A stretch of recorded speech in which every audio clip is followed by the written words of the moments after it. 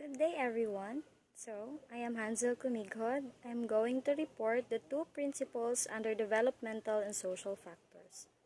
First, we have developmental influences on learning. So, what is developmental influences on learning?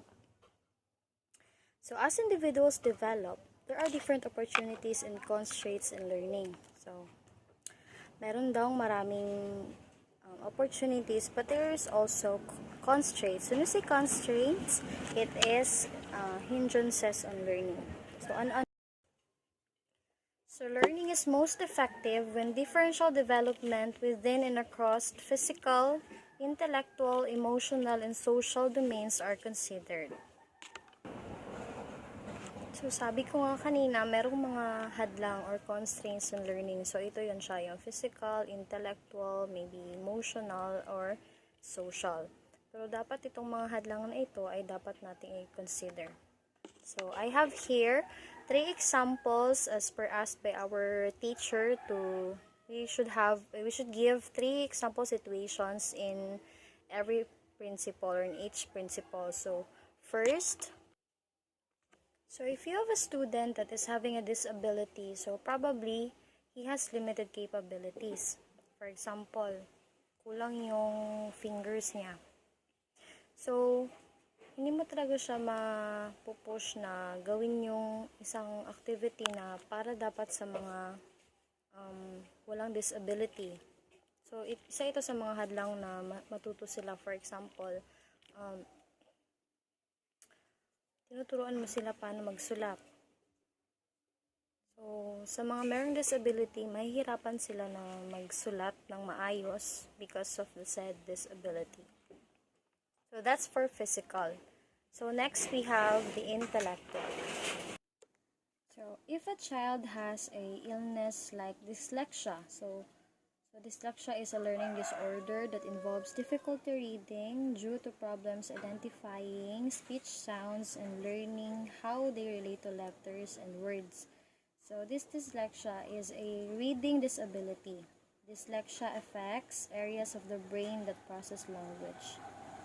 So kapag meron kang disorder na ganito, mahihirapan ka talaga mag-cope up sa mga sound, like speech sound. So mahihirapan yung bata na matutong magbasa. And because of this, he should have a problem in reading which affect his academic excellence.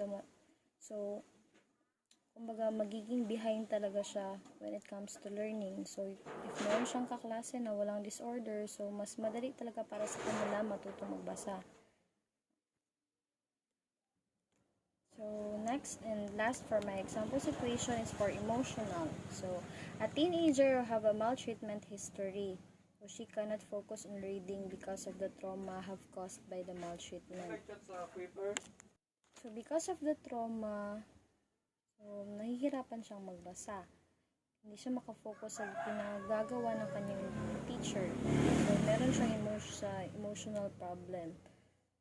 So, emotional problem is probably a hindrance on learning of the teenager kasi hindi siya makapag-focus sa gustong ipagawa ng kanyang teacher sa kanya, or hindi siya makafocus sa dapat niyang matutunan because of her emotional problem. So next we have the social influences on learning.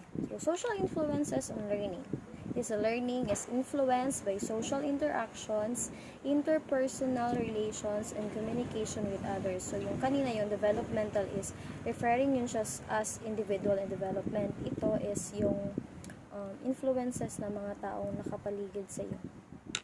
So, I have here 3 example situations. First, we have birds with the same feather flock together. So, you're familiar with this quote.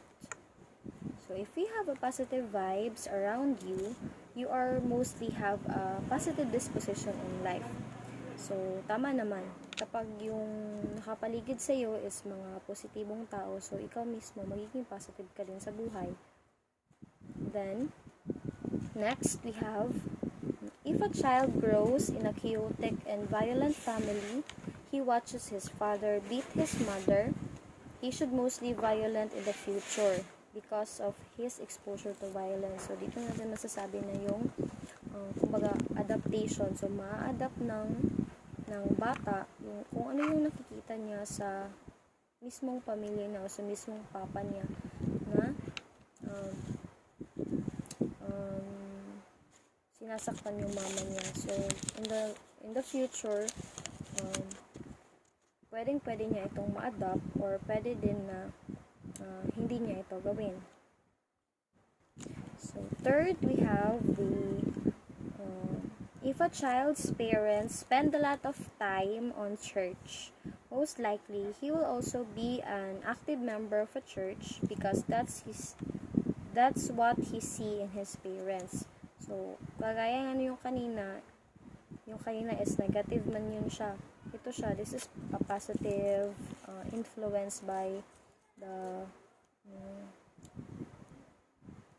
family itself of the child. So, if active daw yung parents niya sa church, so, yung anak niya din, probably kapag lumaki na, is magiging active member din sa church.